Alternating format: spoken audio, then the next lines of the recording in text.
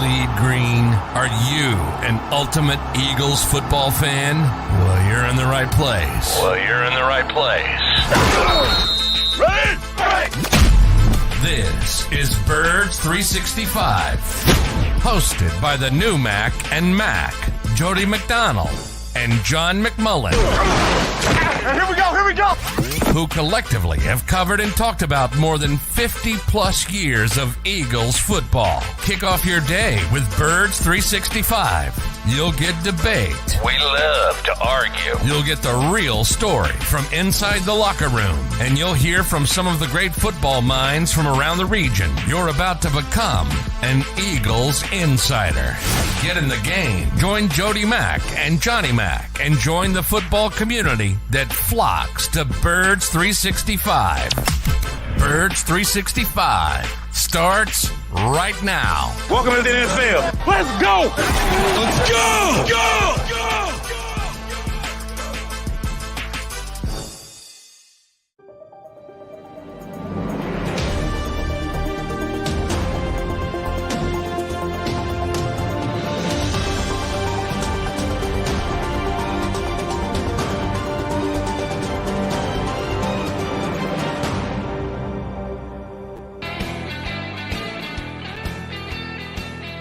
And a good, Wednesday morning.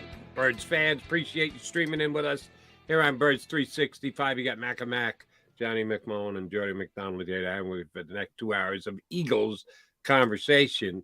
J-Mac, we're 36 hours away from another Eagle game. It seems like they just wrapped it up against the... Yeah, man.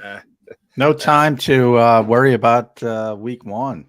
Basically, you got to turn that page pretty damn quickly when you got Thursday night action, the first streaming action of the year. We did have a Thursday night game to start the season, Lions Chiefs. That seems like about a month ago, and that was only 5 days ago, but a lot has transpired, including an Eagle win against the Patriots, and a win that we scrutinized the last 2 days here on Birds 365, probably overanalyzed. Now we have to take a look at some of the realities, and the reality stare them in the face is not going to be the same team on the field on Thursday that was there Sunday that equated to a 25-20 squeaker over the Patriots. Couple significant injuries. One we know has sidelined their middle linebacker for 4 more weeks in addition going forward, and some other potential injuries. The estimations, Johnny Mac, as of right now, are a little bit scary.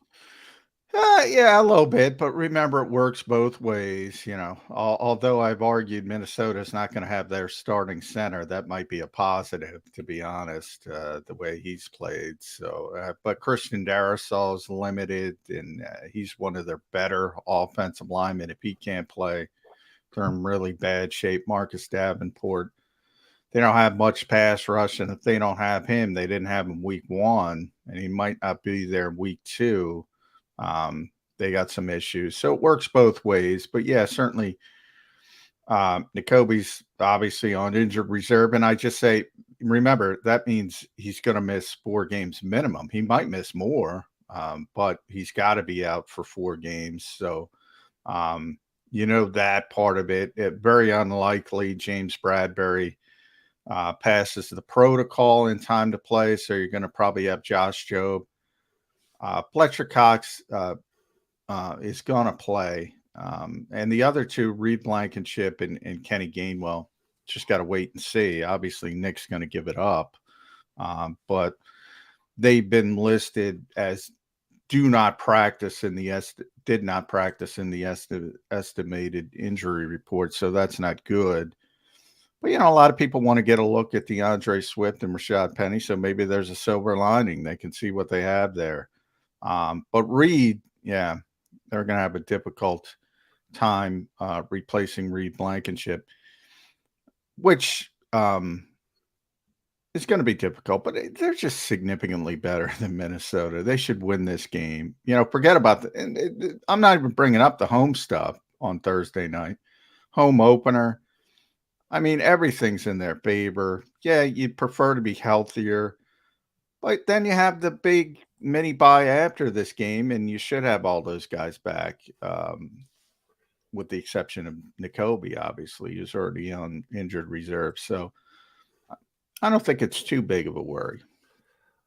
Well, they're a better team than Minnesota. They've got a better roster than Minnesota, and they are favored to win the game by a touchdown, which is more than they were favored by on the road against New England last week. So, yeah, even knowing full well that Nakobe Dean is going to be out for this game, a touchdown favorite. So, yeah, they're supposed to win, but I thought last week should have won more handily than they did. So we don't know. We won't know until we get to Thursday night. With the Vikings coming to town, same exact week they came here last year. Week 2 was a Monday night game rather than a Thursday night game, but it was a primetime game. And yeah, Kirk Cousins just isn't good at night. And it's a stat that kind of belies explanation because he's an above 500 quarterback when the games are played during the day, but he's a well below 500 quarterback when the games are played at night.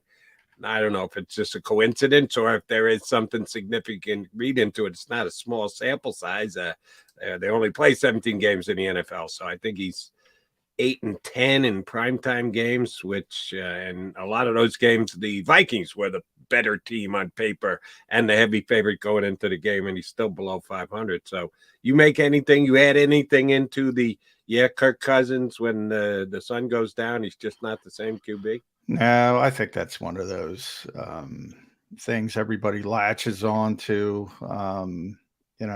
He's had a lot of good games and they've lost him. They've had a poor defense over the past couple of years. He's had some bad games as well. The Eagles being one of them last year had a really poor game, and I kind of picked it up after that. But he's 2-2 in 2019. Because I have to look at this all the time because they're playing this week. He's 1-1 in 2020, split 4 in 2021, and 2 games in 2022. So he's basically been a 500 quarterback in prime time over the last 4 years. A lot of times primetime games, especially Minnesota, because they've been a good team, but not that good. And they're usually playing a better team. And that usually sums it up. Example, Eagles last year. They were a good team. They're playing the Eagles, and they got waxed. And that kind of sums it up. And if you look at that game, Kirk did not play well, but his offensive line is just not helping him. So I'm not a big fan of quarterback wins, losses to begin with, never am, because there's so many ways you can win a football game.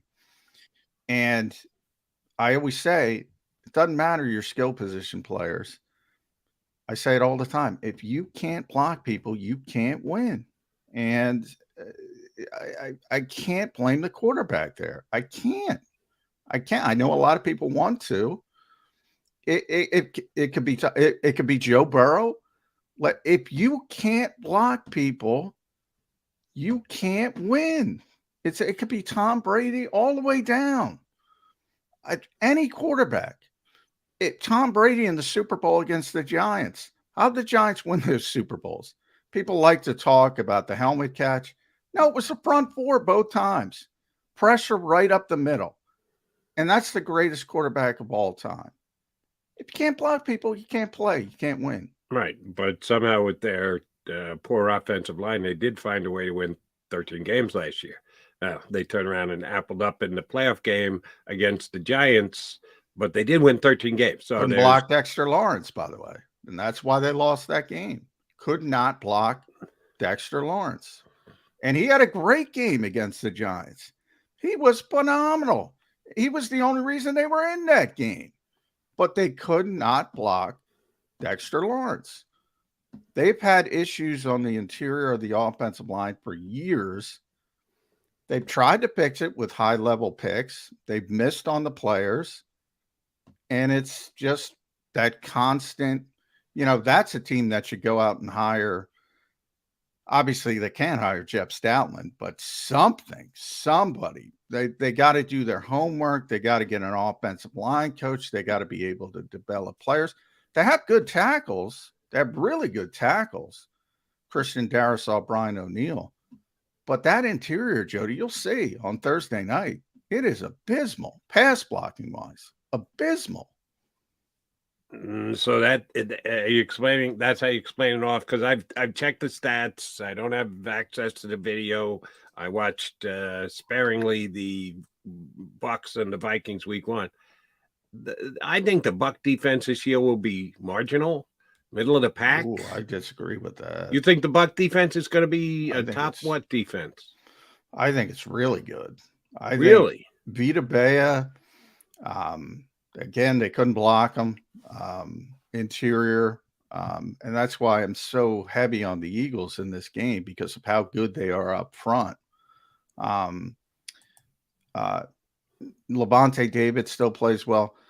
A lot of people, I'm not as big as a fan of Devin White as some people, but some people think he's really good. Antoine Winfield, phenomenal player.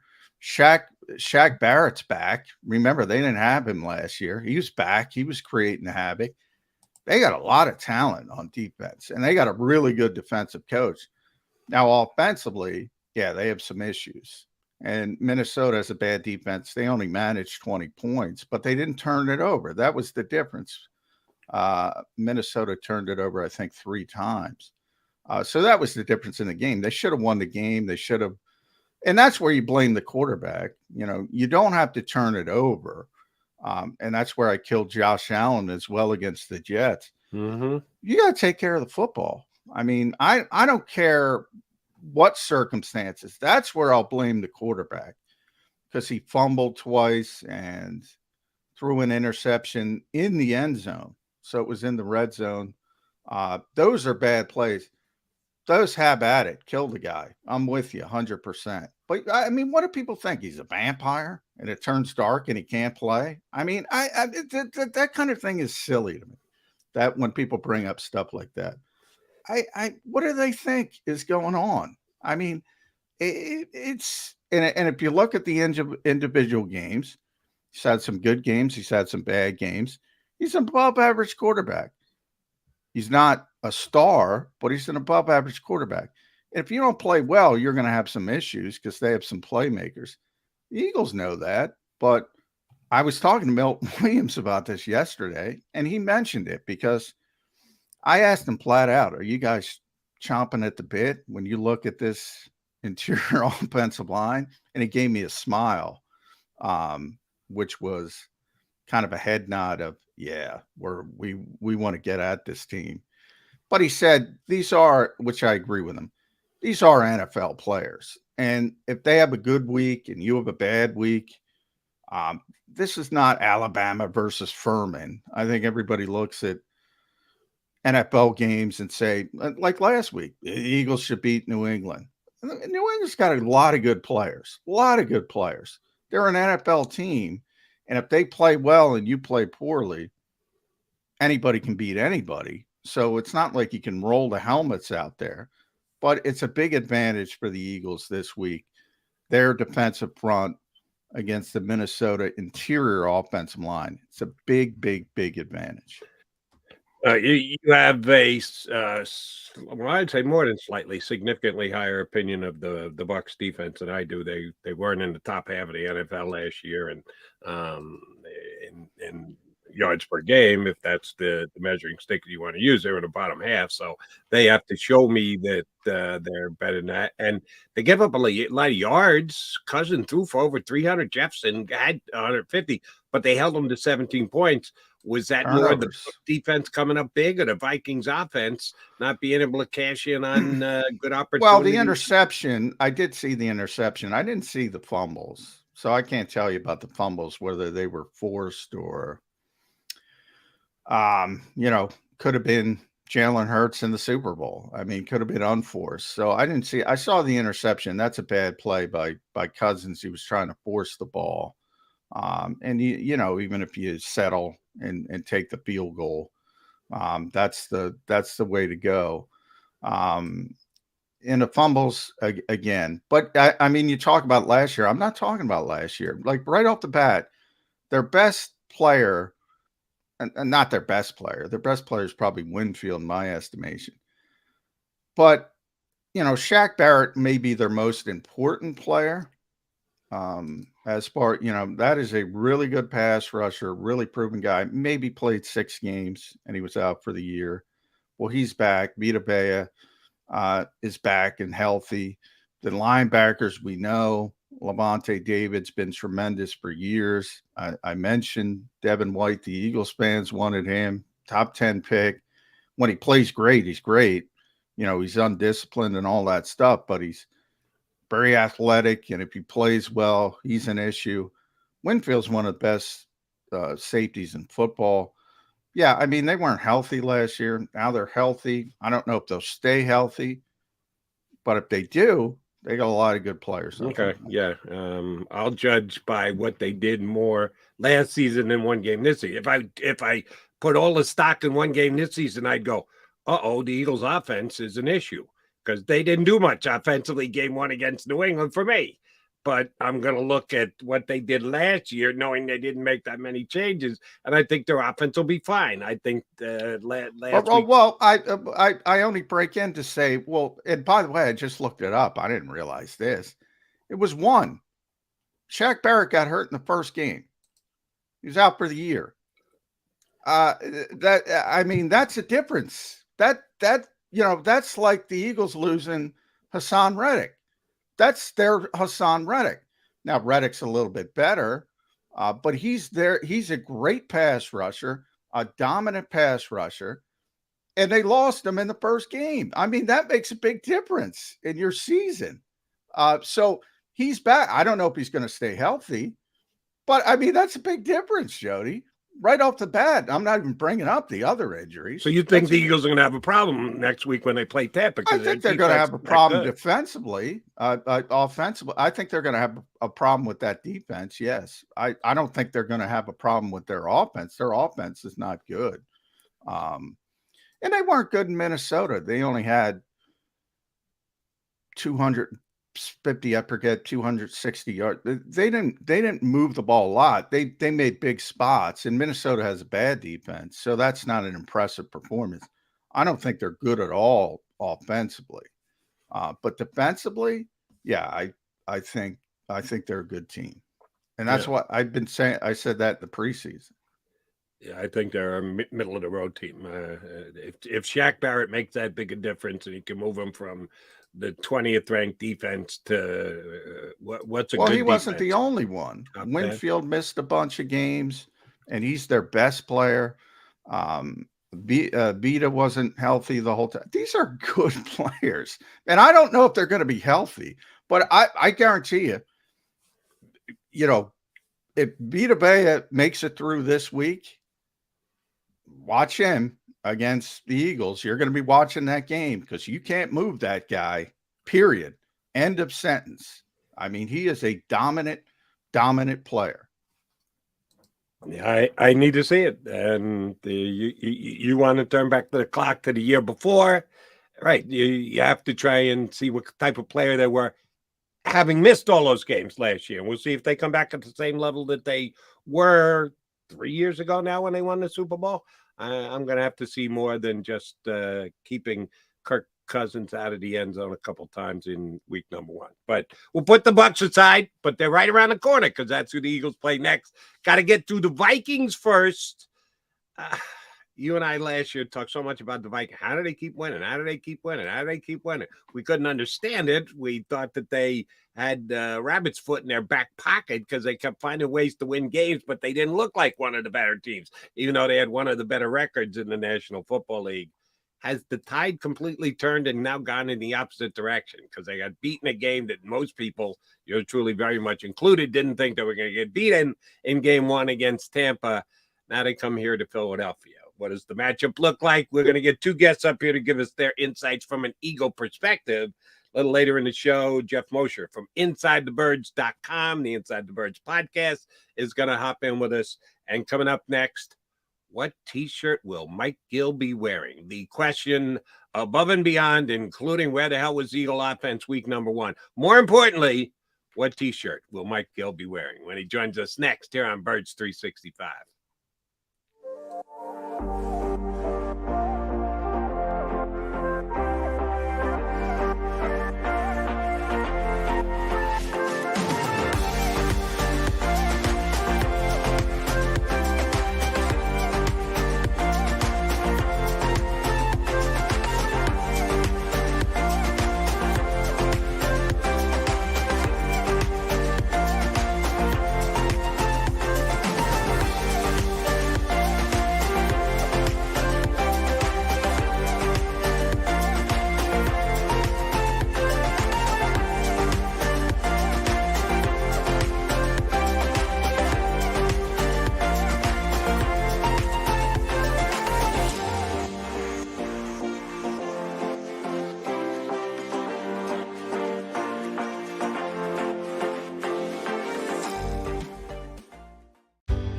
Go passionately.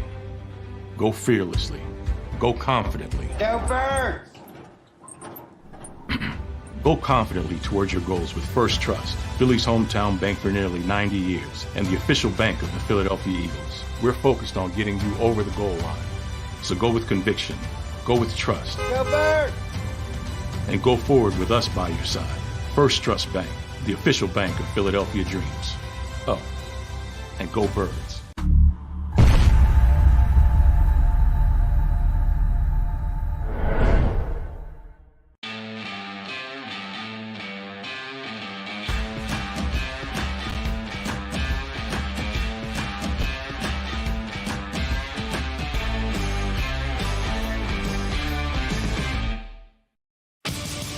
The greatest fans on earth. It's a bold statement, but would you expect anything less from Philadelphia? 58 years of heartache creates a toughness, a grit, a resolve not found in most. Sure, our prayers were answered, but now that we've had a taste, we're looking for more. Pondley Hockey, official partner of the Philadelphia Eagles. Go to get your game on. Go for the beers. Go for the cheers. Go for the hit and the hits. Go for the stakes and the stakes. Go to get your parlay on. Go to get your party on. Go for the scene. Go for the screens. Go for the gallery. Go for the win. Go to Ocean. Visit theoceanac.com to plan your visit. EAGLES, Eagles.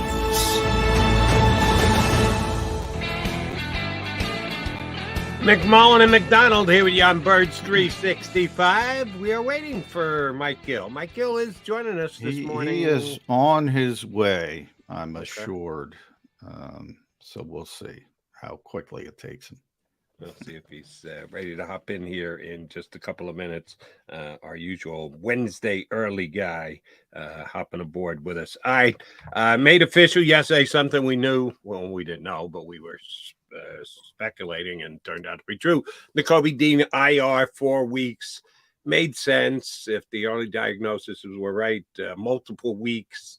And Eagles have some roster issues. Just the fact that they don't have much linebacker depth on the team, so they needed to bring someone in. They got Rashaan Evans. That was made official, by the way, right, John? Because when you were here with us yesterday, you said, not official yet. It's going to happen, but it's not official. They need to figure out how to add him to the team. Well, the way they did it was by putting Kobe Dean on the injured list and elevating Nicholas Morrow. Shoot, it was only like 20 minutes ago, Nicholas Morrow wasn't even an Eagle. They had released him. He hadn't come back with the first wave of practice squad players. I think you rightfully assumed he was out shopping and trying to get himself a gig with another team on the roster rather than having to go through the practice squad. Well, he was on the practice squad for all of 1 week, and he gets elevated to the regular roster to replace Kobe Dean. How big a factor do you think he is in playing this week? And we know he's here all summer long, but he did have a little downtime in between there. Do you think he's going to get some significant run here this week? I think the hope is no, but I mean, Christian Ellis is going to start, probably wear the green dot as well, even though for some reason Sean didn't want to confirm that, Sean Desai. But he didn't play well, certainly in the passing game when he was forced in for Kobe Dean. So, you know, they have a better tight end this week they got to deal with than last week, and they had a very good one with Hunter Henry, but TJ Hawkinson's even better than that. So if they start having some of those similar problems, you know, maybe they're more open to say, let's take a look at Nick Morrow. He'll certainly be up. He'll be dressed and playing on special teams, but you know, the hope is that Zach Cunningham and Christian Ellis play well, and you don't have to play that card, so to speak. But you know, there's no deference to any of those players, Jody. I mean, if they're not playing well, I think you can hook them with no worries. And I think that kind of tells you about the status of the Eagles linebackers going into the game. Who's a deference player? Who's a guy who you know is going to be out there No one who's going to be out there. Well, I guess Zach is. Zach's going to be out there, Zach Cunningham. But it's not good. I mean, it's funny.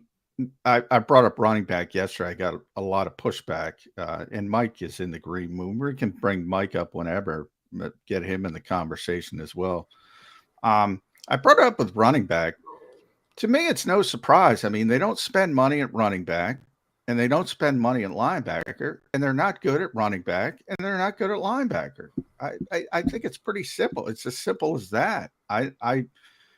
I'm a little surprised. I think people have kind of figured it out at linebacker. There's still great hope that Nakobe Dean is going to be a impact player, but other than him, but running back is a little bit different, Mike. And, a lot of people think they have a bunch of good running backs. I don't see it. I don't see it. Yeah. You said that yesterday on our show, and I thought that was interesting. I feel like for me, I've said this many times, Swift to me, the Lions, they don't look like a different team without him. They didn't use him at all last year. I feel like Eagle fans saw what he did against them. Yeah. He had 144 yards rushing. And I don't know that he had 144 yards combined the rest of the season. I mean, yeah, he had a couple games where he had like 50. I think he had 78 yards. He was over 600. I think 78 yards was his next highest rushing total. And that wasn't until December. He was essentially – now, he got hurt last year, but he had a big game. This is a classic case of guy had a big game against us, therefore he must be good. Why aren't we playing him? And I think that's what you have here. I think the Lions looked at a guy and said, don't need him. Not a guy we have to have on this team. And their offense looked fine without him the other night. I seem to agree with what you said on my show. I think just hearing it kind of was like, that's an interesting, because no one's really said it in that way, is they're just not that talented at running back. I think Gainwell's a guy that when he came into the league, he was he played receiver almost a lot at Memphis, and he doesn't catch the ball here at all, really. They don't throw him the ball. So the role that he had at Memphis, he doesn't really play here. And he's, for a smaller guy, he's not an explosive guy. It's not like he's this quick, fast guy that just blasts through the hole. When Miles got going, he had some second-range speed that was tough. I don't look at Gainwell and say, man, this guy's just got game-breaking speed. And then, of course, Penny, who we haven't really seen, I think when he plays, if he got an opportunity, he might be the guy that opens your eyes. But they didn't even dress him. So I do think the running back conversation is valid. Here's where I'm kind of with John and against John. I'm with him in that, do they have a star running back on this roster? The answer to me is no. I don't think any of the players that they have in the running back room are stars. Every once in a while in his career, Penny has thrown up a star-like game. They're too few and far between for me to call him a star. If you don't have a star and you've got comparable backs, that they're all kind of similar, why would you feel the need to just pick one out and make him the heavy go-to guy in game one for the season? That I do believe is a legit question. I think that any Eagle fan that says, wait a minute, why is Kenny Gainwell getting that higher percentage of the touches in week number one? I think that's legit. It doesn't have to be because you need to give it to Swift, because you need to give it to Penny. No, I'm looking at it as we've got four guys, and yeah, they decided they were only going to dress three, but they're all have similar levels of competency to me. Why wouldn't you use them all rather than just feel the need to have to pick out one when you think that the answer is one isn't going to be quite good enough? Yeah, that's well put, Jody. I don't know that. Now, John, you said a couple of weeks ago that Gainwell was the guy and it was probably not close. So is that because he outperformed everybody, or is it more the coaches trust him more, he's executed the offense better, and that's why now Sirianni did say after the game, hey, we have DeAndre Swift, he can't get 2 touches. That just can't happen. I don't even know, did he get 2? He had 2 targets. Yeah, 2 touches, I think. Right. So this could be the classic, last year, I think after week 1. Well, how come Devonta didn't get any passes thrown to him? They got to worry about Dallas more than the running backs, but because But he I was do, the Devontae, yeah. you do, and I think I asked you this yesterday, John, which is, Sanders had 1,296 yards rushing last year. Do you not have that guy? And if you don't have that guy, what does this offense look like? Well, they definitely don't have that guy. To go back, from the coaching perspective, and why I said so early it was going to be Gainwell, it's because he was in every situation, high leverage situation, as I call them. They didn't even give the other guys a chance. So maybe that's closed-mindedness on the coaching staff, but they certainly believe the coaching staff that Kenny's their best running back. Now, if he can't play on Thursday against a bad defense, maybe Swift has a good game, maybe Penny has a good game, and maybe there opens their eyes up a little bit and they get the other guys more involved. I could see that happening. But then I would say buyer beware, because again, New England good on defense, Minnesota bad on defense. So, maybe if Kenny was healthy, he'd be looking better as well. So it's difficult, but the coaching staff definitely trusts Kenny more than the other two. But they talked about a committee and getting other people involved, and we'll see if they can do it. If there's any week they can do it, this should be the start, because this is a bottom, probably 5 defense in the NFL from a talent perspective. So you got to get some things done offensively after a bad start in week 1. Now, they did throw the ball to the backs more this week, right? I mean, even Swift, who wasn't even on the field, had 2 targets.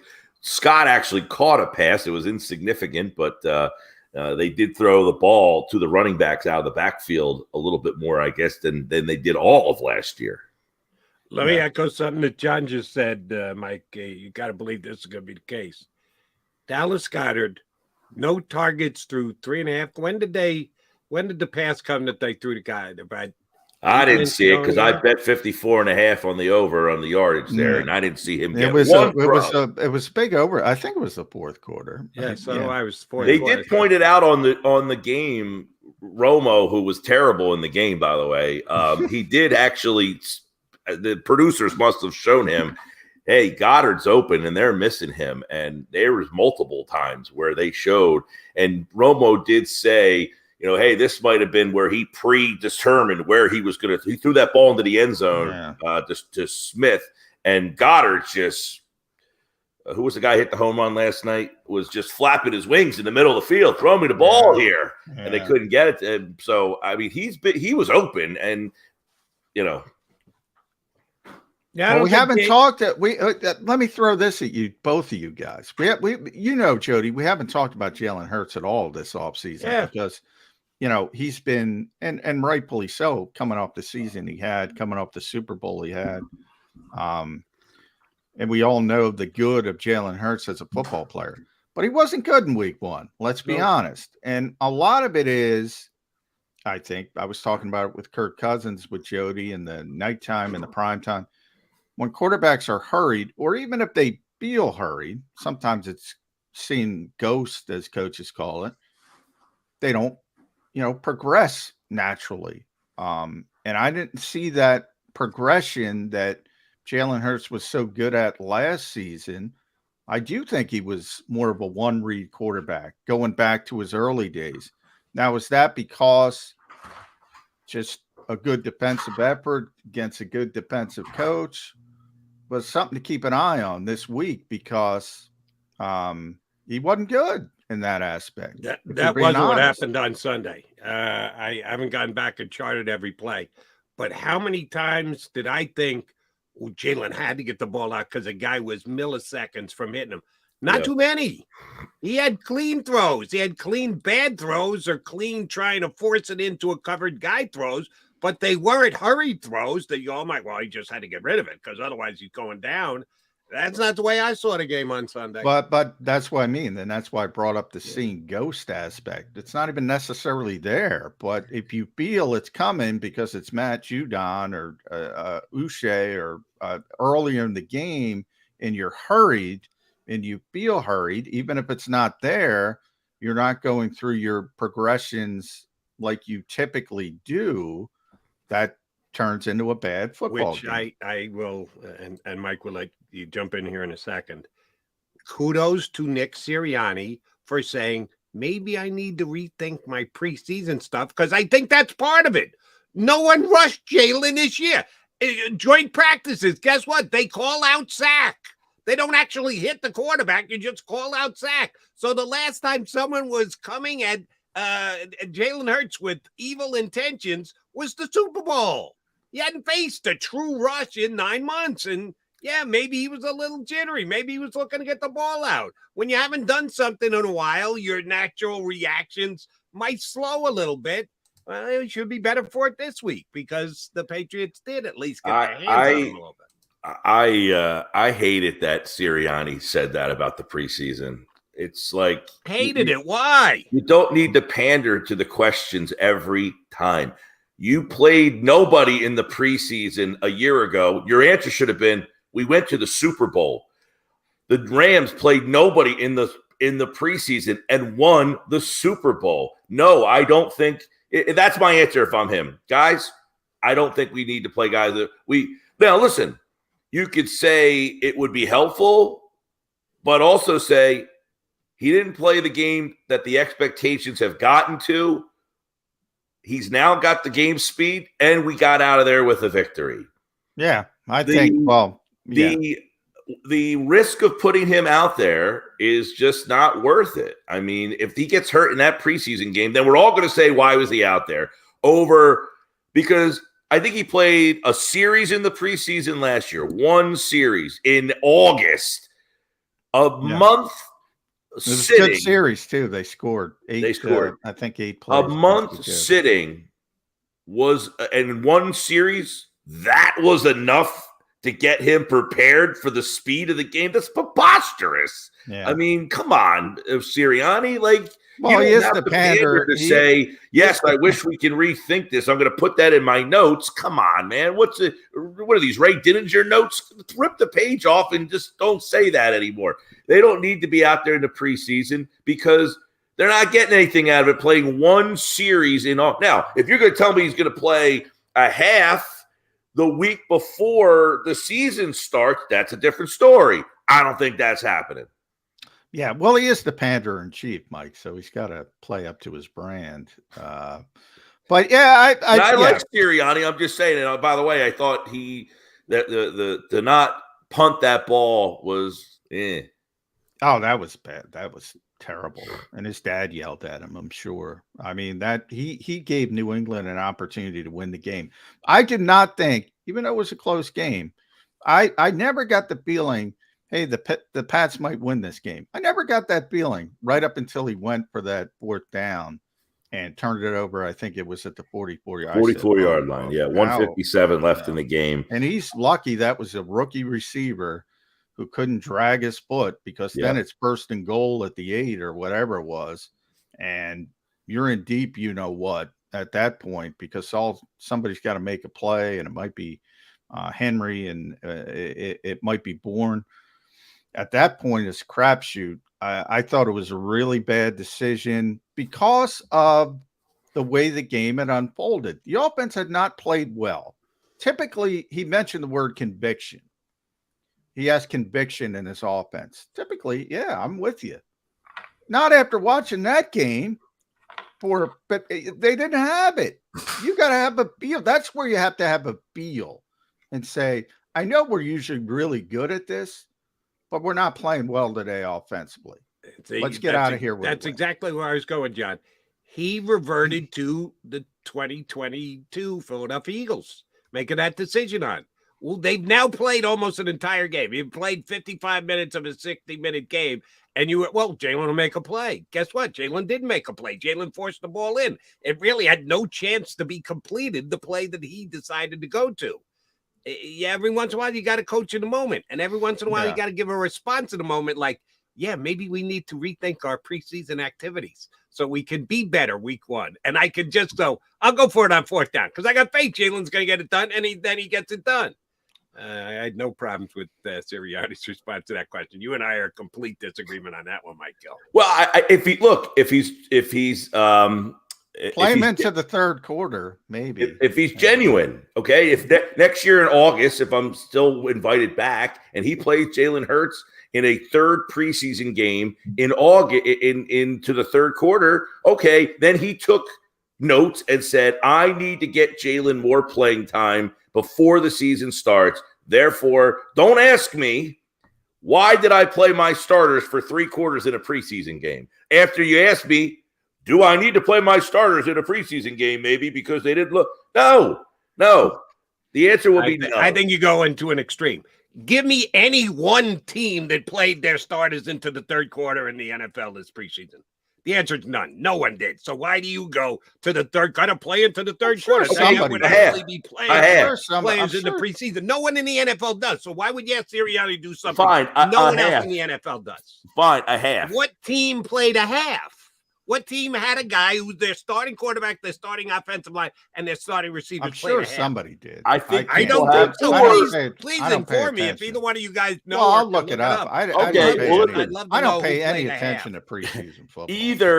Either maybe a half or Andy plays a lot. Some players played in all 3 games, maybe. That was Andy Reid. Patrick Mahomes started all 3 games. Correct. So if he does that next year, where Hurts plays a series in the first game, 2 in the second game, and a half in the third game, okay, then he took notes and learned from it and said, I feel like Hurts needs more time to get ready because these joint and they're not going to. And by the way, they're not going to. At that point, we had this discussion yesterday. We probably talked about this too much, but at that point, if he really has that thought, Howie will shut him down and say, you know what, we're not going to do that. Just stop it.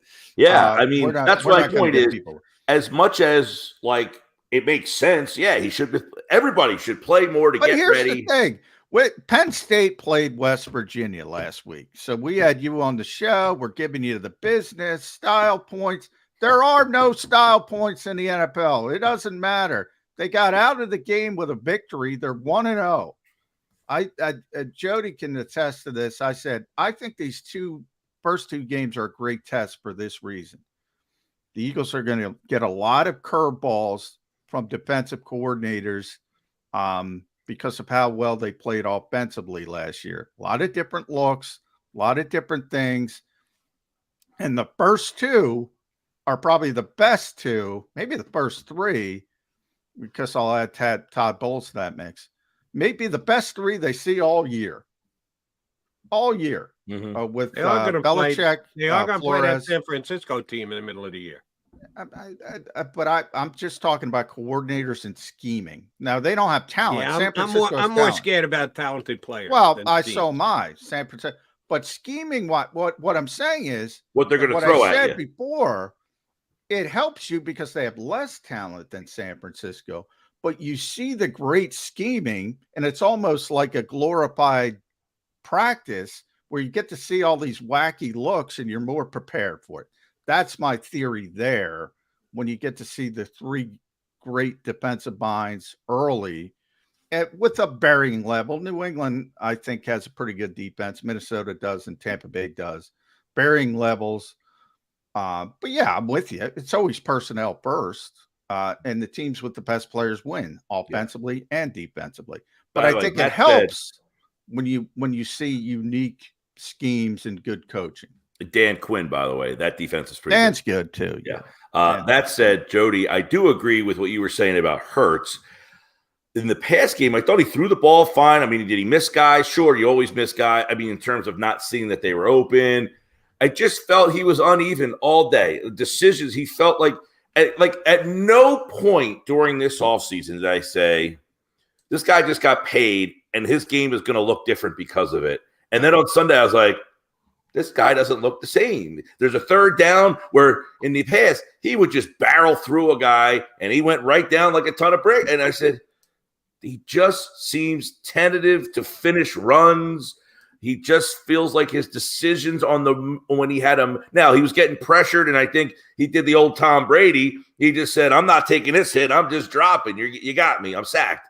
There were just times in the game where he just felt. And at no point did I think I was going to think, man, this guy got paid a lot of money and doesn't want to take a hit. But hopefully it's only for 1 week. And maybe it has to do with the speed. No, I don't think it's that. He got paid a lot of money. Nor do I. That doesn't want to take a hit.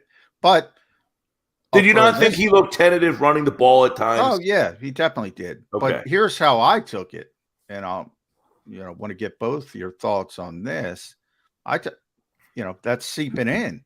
Everybody's all, Jalen's got to scale down on the running. Jalen's got to do this. It's bombarded at him constantly. And he's a guy that ignores most of the outside noise. I don't think from inside the building, but outside the building, constantly he's got to protect himself better. He's been hurt both years. He got hurt in the pocket. He got hurt outside the pocket. You can't play like this.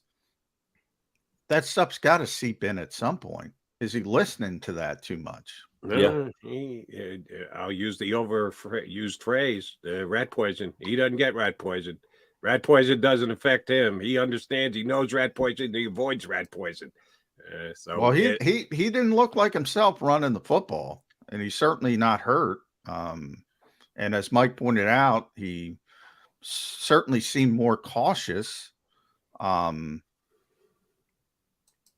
open for reasons. Mike gave his. I gave you mine. I'm with Coach Sirianni. Lack of work in the preseason, plain and simple. Well, did he not have?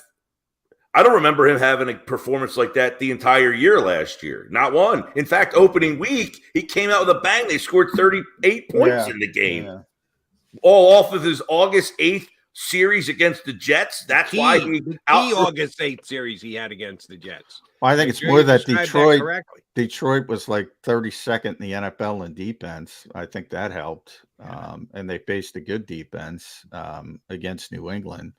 So, yeah, context matters in that, the players were better in New England, defensively, at least. Obviously, Detroit would have the better offense, and they were able to come back and nearly won that game. But, I think it's easier to play against bad defenses. I think this is something to last year. They beat the Lions, and it was like, you beat the Lions. Well, I remember saying, look, 10 weeks from now, we might say that win is a lot more impressive than it felt like in week one. That turns out to be the case. I think this is a similar situation. The Bills, Jets, and Dolphins were getting all of the conversation in the AFC East. New England was getting none.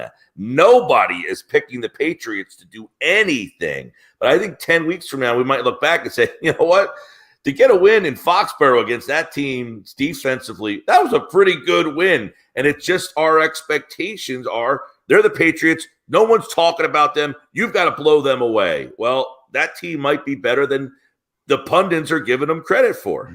And what we'll find out about New England over time, I think, is the key to that game. The reason it was close was the Eagles couldn't finish drives. They were relying on their field goal kicker to come out and put up 3 spots, and thank God they had him, because otherwise the game could have been lost and we'd be having a bigger expanded what the hell is wrong? How can you expect the Eagles to play special teams with the guys or the lack thereof they have on special? Jake Elliott kind of makes it all a little bit easier to swallow because he just boots field goals every time he goes out there. That to me was an issue. That's why that team was in the Super Bowl last year, is they converted drives into 7, not 3, and they didn't do it week 1. Is it because of New England's defense or because of the Eagle offense is still coming together under a new coordinator that I still have no answers for? Either one of you guys take anything out of what the offensive coordinator had to say yesterday as to why they had a less than stellar week 1 offensive performance? I liked his accountability. He said we were sloppy as opposed to just giving me platitudes. He admitted they were sloppy and essentially didn't play well. I like that. But as far as play calling and things like that, me, I mean, I don't know what they're trying to accomplish. So do I hate the bubble screen? Yes. I hated it when Shane was here. I hate it more now because I've seen it more. I wish they would put that. The one area of this offense I don't think that was good last season was hot reads when you get pressure. They didn't use them. That their hot read was the bubble screen. Oh, we're going to get pressure. Let's throw it out. They have great receivers who can beat people at the line of scrimmage and a great tight end. Hot reads, get to them. Where are they? When are they coming, Mike Gill? Good question. And when you're there, you weren't at the game, right? No. Okay. I wasn't acting in a joking manner. I was just double checking. My flight got canceled. You can see from the press box a lot better the routes that are being run and whether these hot red reads are is somebody's running that route. Early in the game it was funny. It was Gainwell, and then the first pass was to Quez Watkins, and you're thinking, what the hell's going on here, man? I got Devonta Smith, I got AJ Brown, I got Dallas Goedert, and I'm getting a steady diet of Gainwell and Watkins to start this game off here. So I thought that. You asked last week, Jody, who are we going to learn more about, Johnson or Desai? And I said Brian Johnson would be the guy. I don't know how you phrased the question, and I said because he's going up against Bill Belichick. He's calling plays against maybe the best defensive mastermind that this game has ever had. So he's going to be up against trying to figure out what New England, who's got a good defense. And quite frankly, I'm not sure that we gave credit going into the game for how good New England's defense is, because when you are previewing week 1, you have nothing. You're really talking more about your team's 53 and how they kind of match. You're not talking about what components of that defense brings because you haven't seen it. And I think now if you were playing New England in week 3, after 2 weeks, you might say, well, they got the rookie Gonzalez, and he's a physical corner, and White in the middle, and Judon's a handful, and they really cover, and they show different things. You might have a better. So I think Brian Johnson went into that game, and that was why I said I thought he'll be interesting, not knowing what his team was going to get thrown at him. And we know, we tend to say Belichick wants to take out somebody. Well, which was the guy he picked? Was it Goddard? I was told that, they had Goddard doubled a lot in the game. So maybe they said, you're not throwing the ball to Goddard today. Beat us. No, he was open a couple times. He was open, yes. But I also was disappointed, Jody. I thought the offensive line in both the run game and the pass game was not as crisp. Gainwell had 14 carries for 54 yards.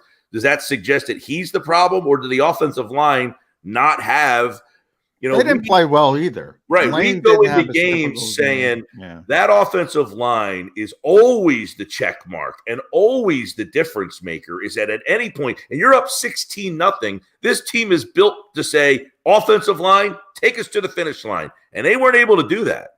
And read that into Sirianni's stance. And I don't think enough people have either considered this or added it in.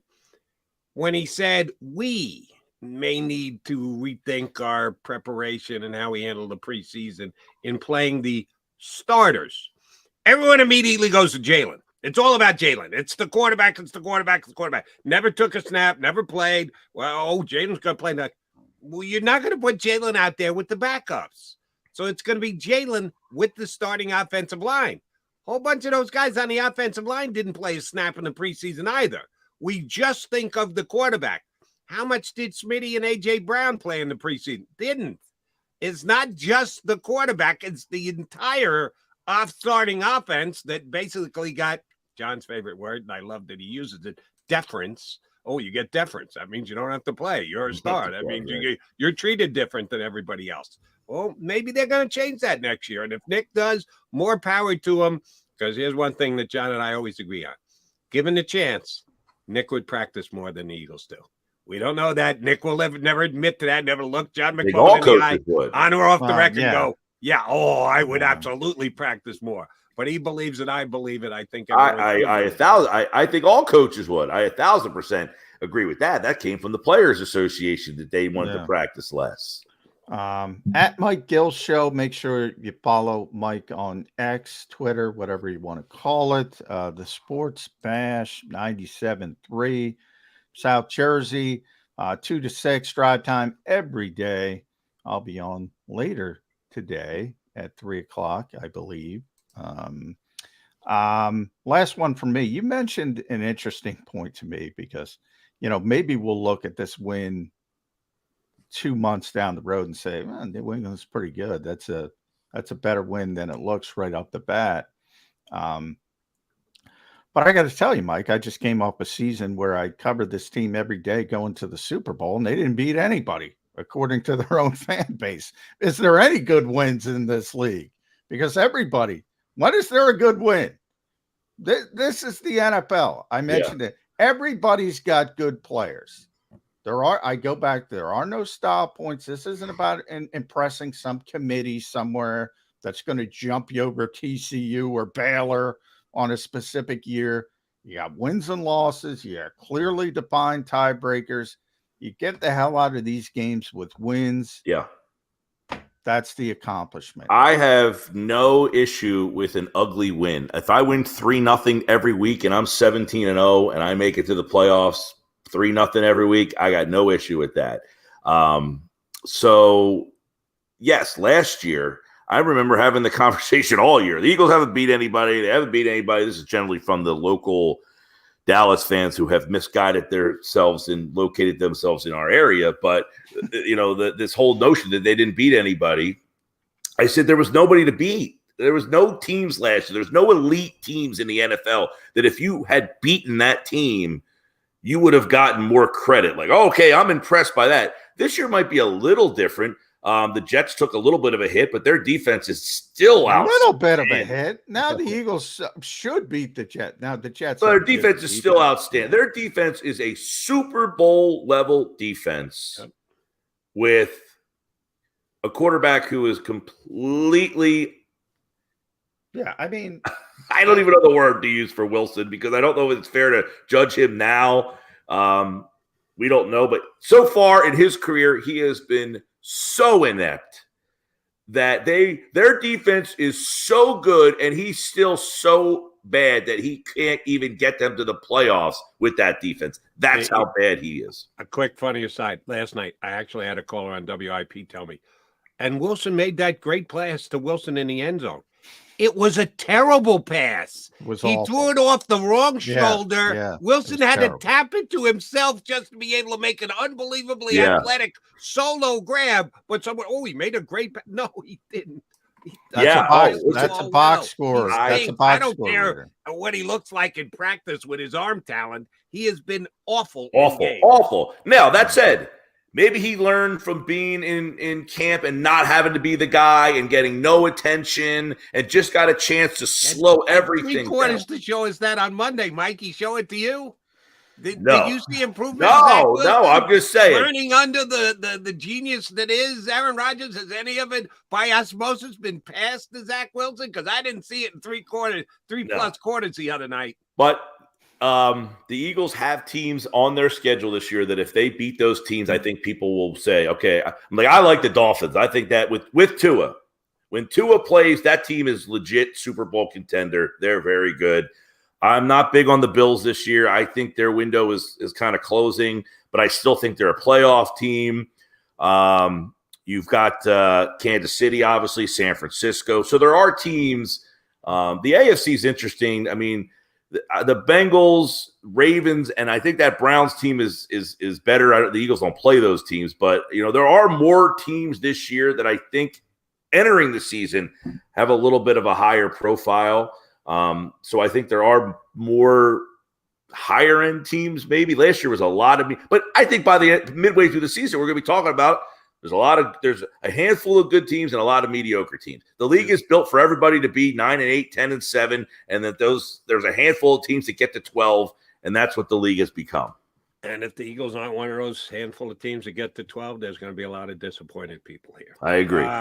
Last thing we got before we let you go, show us the T-shirt. What are you rocking today? Well, I'm rocking this is from my buddy's bar down the shore that people will know, Robert's Place, the Polar Bear Plunge, which happens every year. You jump in the ocean on New Year's Day. I went with a long sleeve today because it's a little chilly inside my house. Really? It's a little dreary outside. Got the AC cranked, huh? It is. Well, it's a little, It is true. Did And you take the polar bear plunge? I went. I said, "Yeah, I'm a little cold today," so I had to go find a long sleeve, and I don't have a collegiate. I'm not a big long sleeve wearer. You know, the bigger guys, we like the arms out there so we can move around. But this was everybody walking here has been down the shore to Robert's place and had a wing, man. Did you take the plunge? That's what I want to know. I've been to the beach. I will not jump in the water on New Year's Day. That's why you got a shirt without taking the plunge. That's what I figured. That's just well, I'll tell you, Jody, it has gotten so big. They close Atlantic Avenue off on both sides. You can't drive between Essex and Douglas because it's one big party on New Year's Day out there. Good on them. But that would just piss me off because I'd be going somewhere and I'd be and at that time of the year, if you're down the shore, Atlantic Avenue in Margate, all the traffic lights are blinking. They have no red lights anymore because there's not enough traffic, you know. So people just drive right through. But you get there, you got to go around. All right, it's a nice shirt. Thanks for wearing it. You shouldn't have it because if you don't go in the ocean, you got to take the plunge, man. That's no plunge, no shirt. Yeah, you must know. You must know somebody. You got pulled, Gil. We'll give you that much. All right, Mike. We'll talk to you again next week. Thanks, bud. All right, guys. Enjoyed it. Mike Gill from the Sports Bash, 97.3 ESPN Radio down the shore. All right, Johnny Mac, Jody Mac coming back. Moshe in less than 20 minutes. Jeff Mosher from InsideTheBirds.com going to join us. More of McMullen and McDonald next here on Birds 365.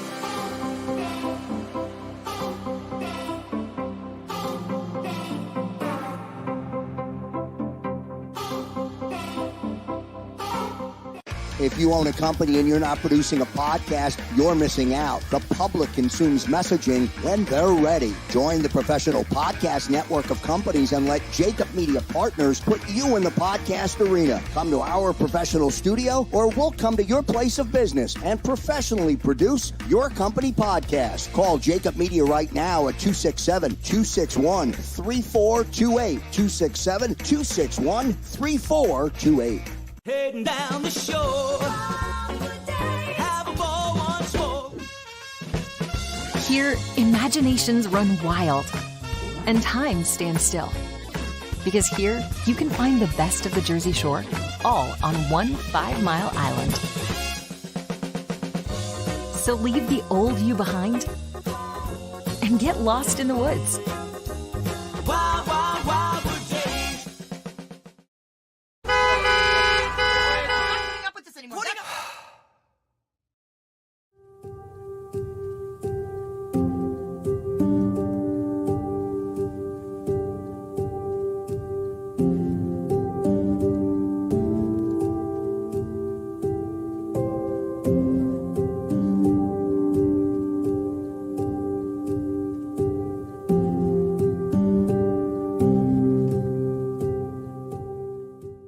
Score and save in southeastern PA and Delaware with Colony Pools this football season, and let the experts close your pool with a custom Merlin safety cover in green for the birds. And if you join our Winter Watch team, we'll give you another 20% off, and Colony Pools will handle it all. Keep your tiles on your pool, not in your pool. Fly with Colony right now, Birds fans. Visit flywithcolony.com.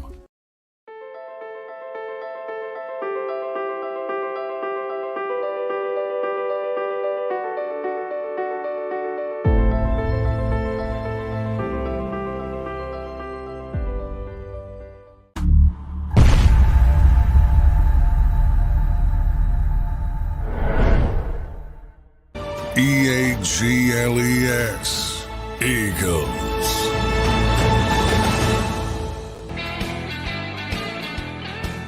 He would be John McMullen. I'm Jody McDonald. That makes this Smack a Mac here on Birds 365. All right, J-Mac, Jeff Mosher. And if he spelled Jeff like the way most people spell Jeff, it would be JM and JM and JM.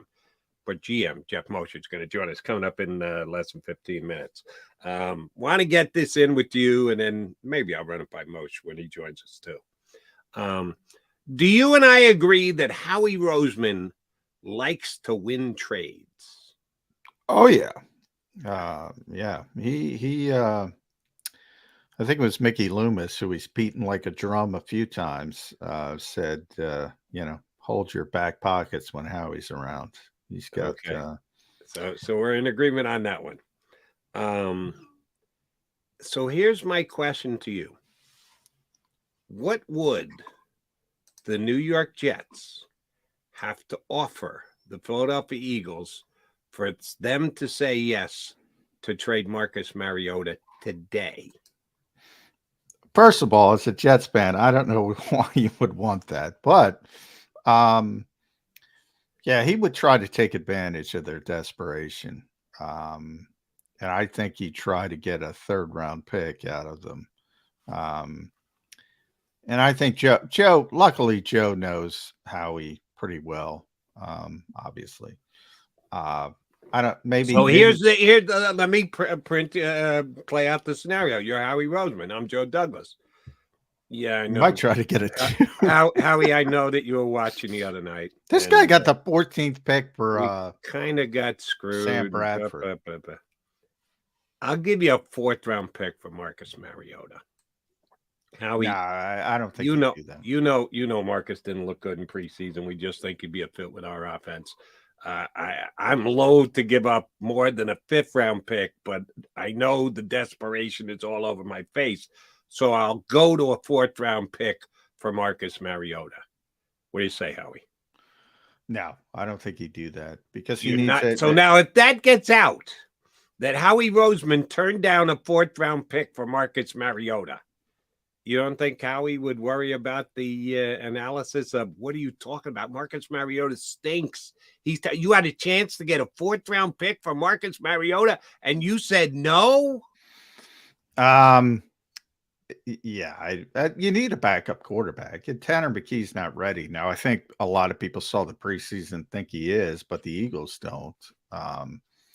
And they need a backup quarterback. It's an important position. They value it more than most.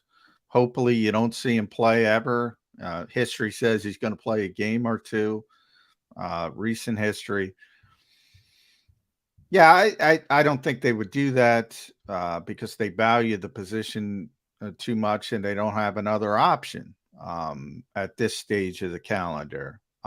But from the Jets' perspective, I don't know why they would want to do it. No, do I think this could happen? No. As a Jet fan, do I want Marcus Mariota right now? No. Yeah. But I just think it's interesting to see what the Jet desperation will be going around the entire league. Because they're analyzing every roster of every team and every street free agent and every possibility.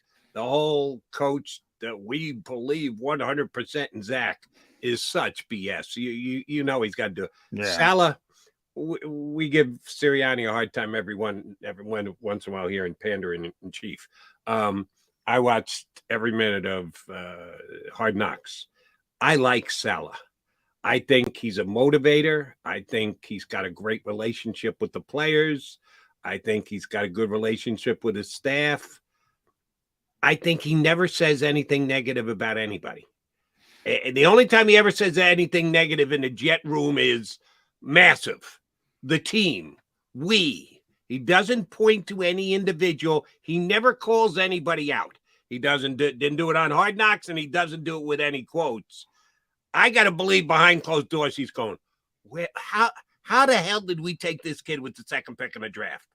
He can't complete passes. He's got no touch whatsoever. I don't think he can read a play, but he never says anything but glowing things about Zach Wilson. Well, that's most young coaches, and it's probably a good thing. You shouldn't because, hey, right now he needs him to play. So, it would be counterproductive to say, hey, he stinks, and then send him out there to try to win a football game.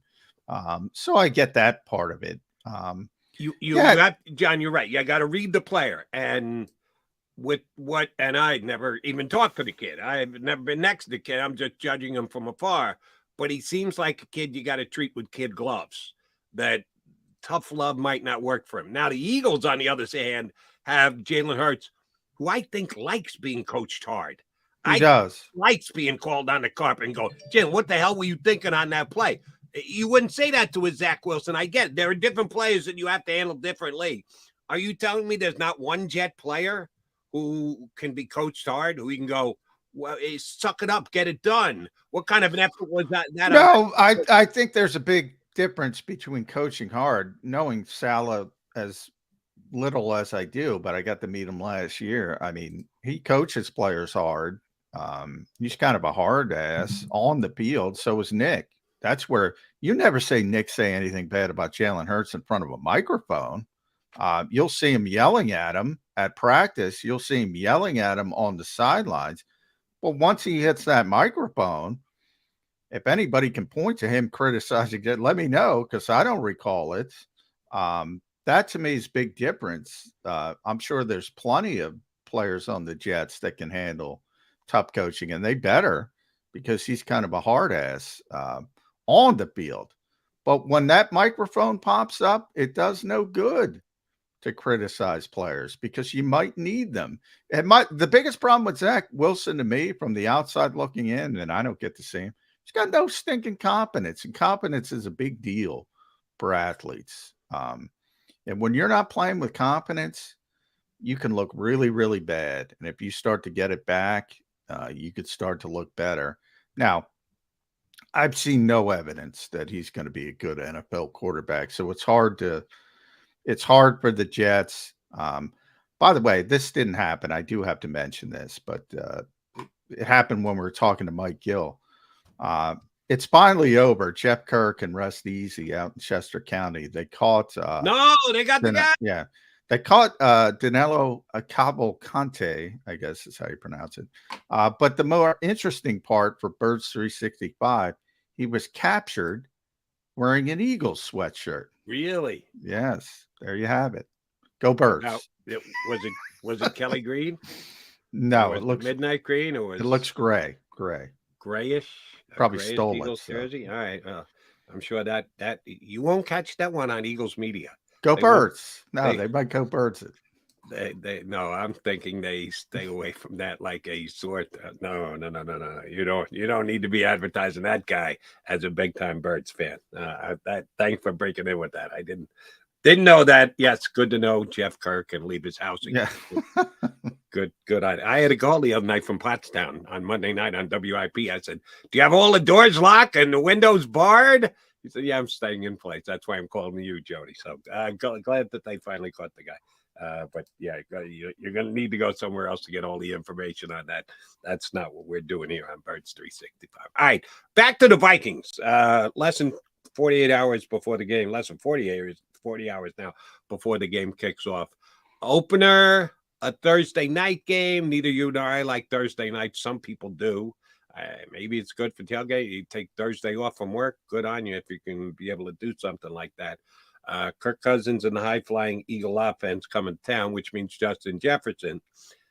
Did I ask you this yesterday, or was it something I talked about on WIP? I apologize for not remembering.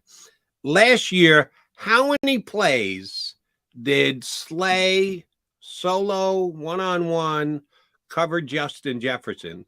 And was it always on the same side that he plays? Because the Eagles usually play sides. They usually play a lot of zone, as a matter of fact. But they usually don't travel a cornerback. And I know he traveled some. Do you remember either doing the math or looking it up? Or if you I did do the math at the time. I don't remember. I'll try to look it up. But he did travel, and it was the rare time they did do it. And it was successful. He never goes in the slot, though. So to my knowledge, I don't think he's ever gone in the slot. I shouldn't say never, because there might be a couple times a year, but it was not full-blown travel like wherever he went, but he did flip from side to side. And that, by the way, is going to be more difficult this year because at least we think, because James Bradbury is not going to play. Right. And Josh Jobe, Jim Schwartz used to talk about this all the time, is, people talk about traveling corners. You kind of don't think about how it affects other people. And if you might have a guy who can travel, but the other guy might not be comfortable to to do something else, and the safeties might not be comfortable with it. A lot of moving parts, but they were successful with it last year. But Slay admitted, man, and that's part of it too. They got a crew on that night that let him play, and he got to be very, very physical. Same thing might happen. Same thing might not happen. And all of a sudden, interceptions turned into PIs, and then you got a different game. But a lot of things go into that. I'm more focused, if I'm an Eagles fan, on that defensive front: Jalen Carter, Fletcher Cox, Milton Williams, Jordan Davis. Those guys should dominate. I think they will dominate. And if they dominate, Kirk Cousins is not going to have time. He's going to speed up. He's going to throw the football early. He's going to throw the football when he's uncomfortable. That's where you get the turnovers. That's, I think, going to be the game plan. Here's where I would have a concern if I'm Sean Desai. If that's the case, and the Eagles are going to try and do what they did last year, which is roll Slay to his side no matter what side he's on, at least a high percentage, not all, but a high percent. Justin Jefferson's going into the slot. I remember this, John, and I think it was Saratello who we had on here, and he was speaking for both himself and what he thought NFL teams thought. The reason why Jefferson slipped down in the draft was because people thought of him as a slot receiver. Yeah. A lot of people got that wrong. Played a bunch of slot at LSU. So therefore, if he played at LSU, that means he can't play outside in the NFL. Wrong. And I watched him play outside at LSU. He made plays, and the year before he played more outside. They chose to use him in the slot more in his final season, which, by the way, he was basically unstoppable out of the slot. I think they're going to run him I think they're going to run Jefferson out of the slot a lot, knowing full well that Cousins is not going 7-step drop all that often. So you're going to go quick hitters anyway. And the guy you throw to most often when you're going quick hitters is the guy in the slot. And when you've got the best receiver in the National Football League playing there, why wouldn't you do something like that? That scares me a little coming into this game on Thursday night. Well, I mean, if you're going to look at just the matchup, they have 3 good receivers, 4 if you count the tight ends. So I get when people look at the skill position players and go, "Oh, that's a tough matchup," because I think you're going to see Jordan Addison as a rookie who is really good. Reminds me of Devontae and the fact that he's such an advanced route runner for a rookie player. Very rarely do young players come into the league as great route runners. He's like Devontae in that essence. He's a great route runner already. Day one, great route runner. So was Jefferson. And that's rare. It's more about athleticism and things like that. So they have really good. KJ Osborne's the 3rd receiver. It's kind of what you want Quez Watkins to be, productive when he gets his opportunities.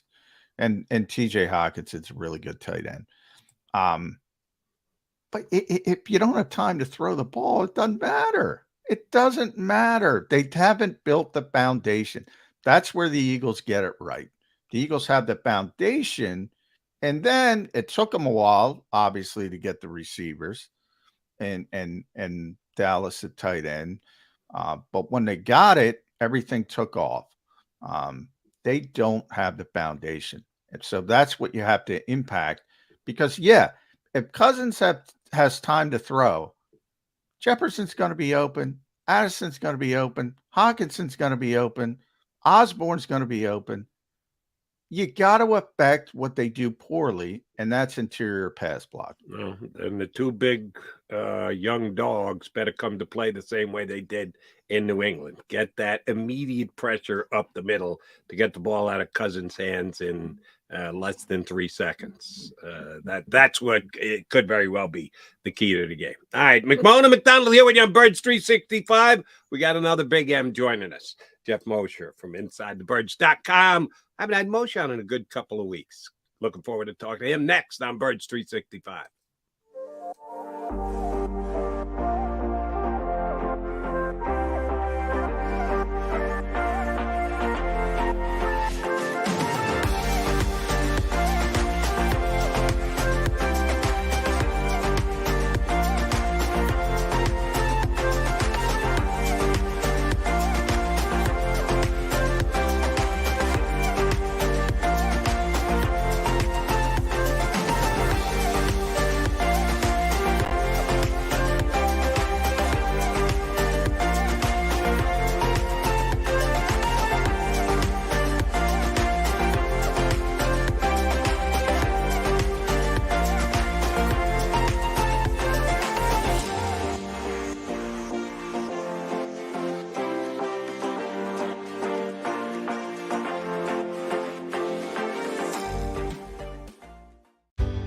Go passionately. Go fearlessly. Go confidently. Go Birds! Go confidently towards your goals with First Trust, Philly's hometown bank for nearly 90 years, and the official bank of the Philadelphia Eagles. We're focused on getting you over the goal line. So go with conviction, go with trust, Go Birds! and go forward with us by your side. First Trust Bank, the official bank of Philadelphia dreams. Oh, and go Birds.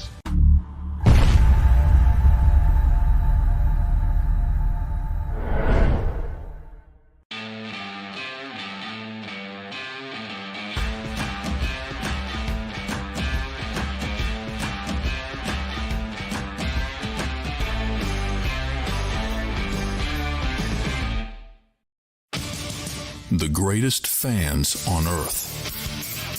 It's a bold statement, but would you expect anything less from Philadelphia? 58 years of heartache creates a toughness, a grit, a resolve not found in most. Sure, our prayers were answered, but now that we've had a taste, we're looking for more. Pondley Hockey, official partner of the Philadelphia Eagles. Go to get your game on.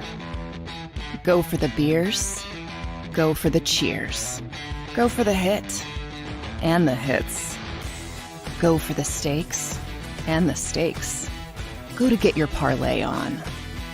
Go to get your party on. Go for the scene. Go for the screens. Go for the gallery. Go for the win. Go to Ocean. Visit theoceanac.com to plan your visit. EAGLES, Eagles.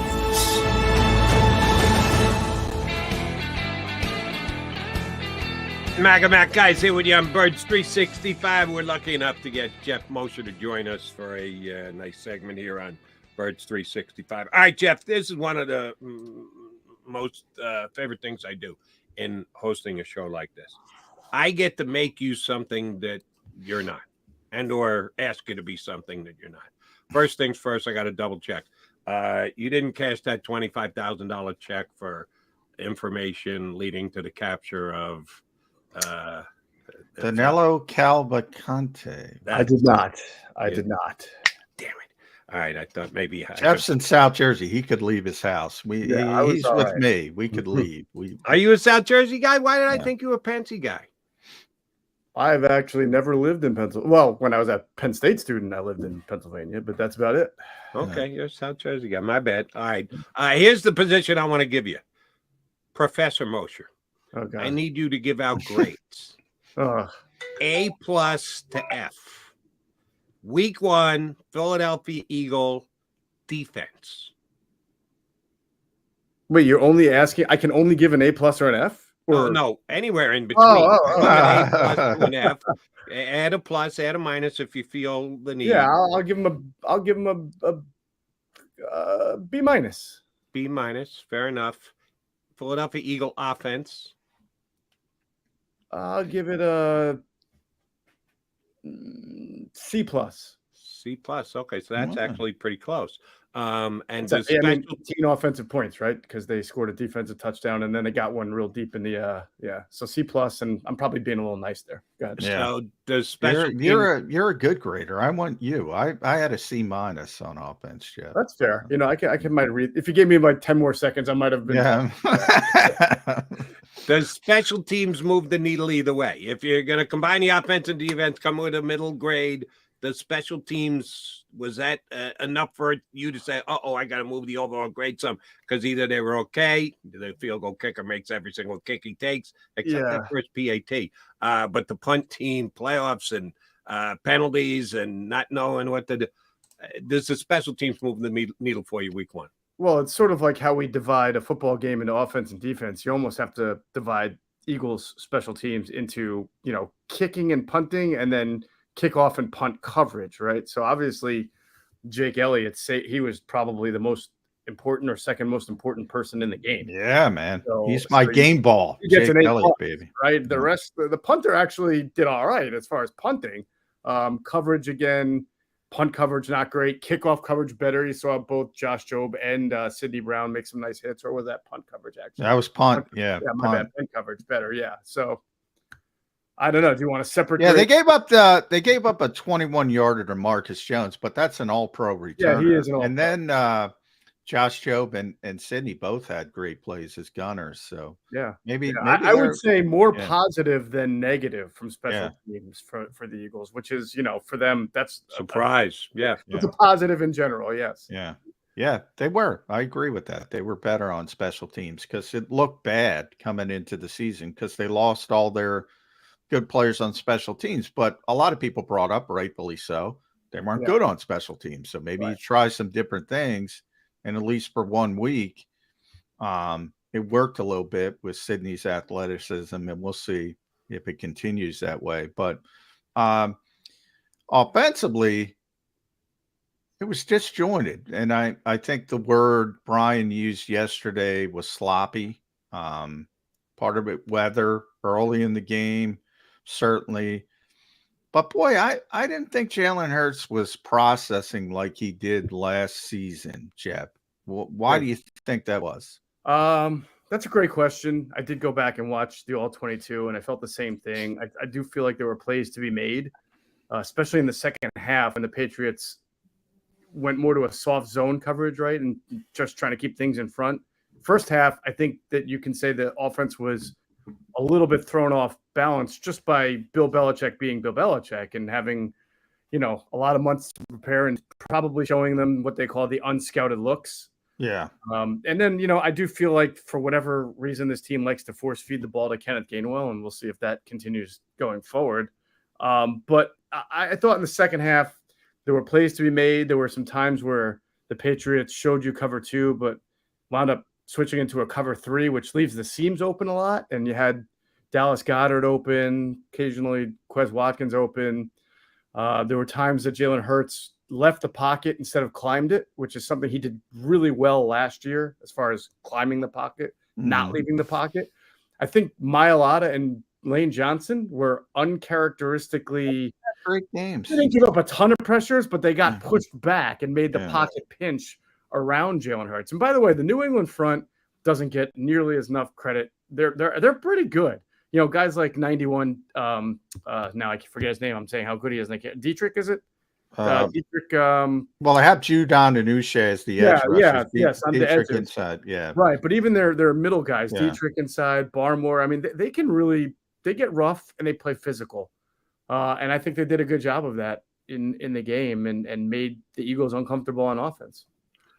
All right, Jeff, I do this every single week, and you want to think of everything while you're watching the game, but you can't. There's just too much going on, and down and distance, and what the coach is thinking, and challenges and timeouts and everything else. So when the game's over, you got to go back and you look at the snap counts, and you analyze that as well. Mm-hmm. And the one that kind of jumped out at me, I didn't realize it was as small a number as it turned out to be, was Nolan Smith. Because John tells me all the time that the Eagles make decisions on their practice, that their practice is actually really important to the way they analyze their team, that Kenny Gainwell was the number 1 back week number 1 because far and away he was the best Eagle practicer this summer. Okay, so they put a lot of emphasis on practice. I think maybe a little too much, but if that's the way they're going to do it, they're going to do it. Nobody got more glowing reports from practice than Nolan Smith. He was like the eye-opening player of all of Eagle practices from the time they started this summer straight up until game number 1. 7 snaps, that's it. And they give that many more snaps to other guys on the edge.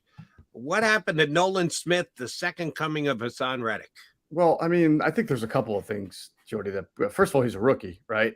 Secondly, he suffered an injury the last 2 weeks of practice. So I think there's a difference between being a great practice player who hustles and tries hard and does all the things you want to do, and a practice player who dominates other people. I think Nolan Jalen Carter, by the way. Yeah, Jalen Carter dominated people, right? And didn't have any injuries, and he dominated in the game. And Nolan Smith is playing a position where, who are you taking snaps away from? It's not like Derek Barnett played 50 snaps. He played 16. I mean, I suppose he could have played 12 snaps, and you could have gotten, Nolan Smith 4 more and made it 12 each. I don't know if that's going to make a huge difference. I thought the Eagles pass rush was pretty good and effective. I think they're also using Nolan Smith on special. Do you really think it was effective coming off the edge? I think it was good up the middle in the two big dogs that they took from Georgia, but I didn't think their pass rush was that great on the edge. I think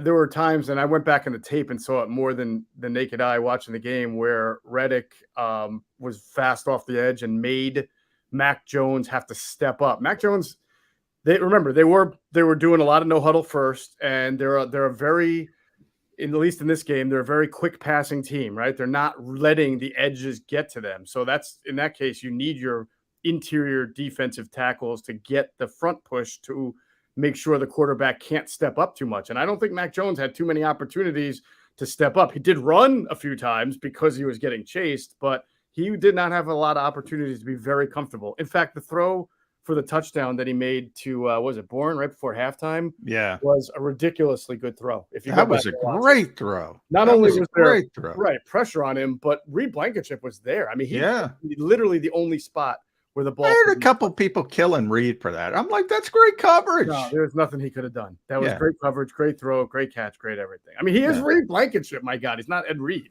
Yeah. So, Just- I mean, yeah. Just one more thing about Nolan Smith. I promise I'll move off. Yeah, I'm not buying the whole injury thing. If you're worried about him being injured, guess what? You can't play him on. No. I was making your point about being at practice and being. He had missed a significant part of the last week and a half of practice. So I don't think it was that they were concerned for the injury. I think he just. I got am. A lot of guys ahead of him on the depth chart who had been practicing for the game. I'm very concerned with that injury because Nolan said himself, Jeff, you probably saw the quote. It's my baby. Sometimes it works. Sometimes it doesn't. Yeah, and we're like looking at him. What the hell does that mean? Is that going to be a long-term thing? So I'm actually more concerned about the shoulder than maybe most people are. So then do you think they cut him down on special teams reps? Well, if you're trying to consider the guy's shoulder, you don't put him out on special teams, right? I mean, my you don't point. put down on special teams, right? But my concern is you have these, people have these shoulders that pop in and pop out all the time, and it might show up as a chronic type thing is what I'm saying. Yeah, but when you're healthy and you go. And right now his role is more on special teams. I think it's a luxury. The Eagles have time with Nolan Smith. They have Hassan Reddick. They have Josh Sweat. They have Brandon Graham. They have Derek Barnett to Jody's they have all these players, and they can afford to let him sit and learn. Jalen Carter, on the other hand, they got a bunch of defensive tackles, but boy, that guy's different, Jeff. That guy is different, and this entire league should wake up every day and say, how the hell did we let Jalen Carter get to Philadelphia? I mean, look, anything can go wrong. The off the field stuff we know. Yeah. Nobody's 100% on that. But he's not, he wasn't Al Capone. He wasn't a long time. He wasn't Danilo Cavalcante. He wasn't this hardened criminal. Right. He's a young, immature person that got into a mistake. All of a sudden, I hate to bring up this term, but I got to bring it up because he's the best natural interior pass rusher since Aaron Donald.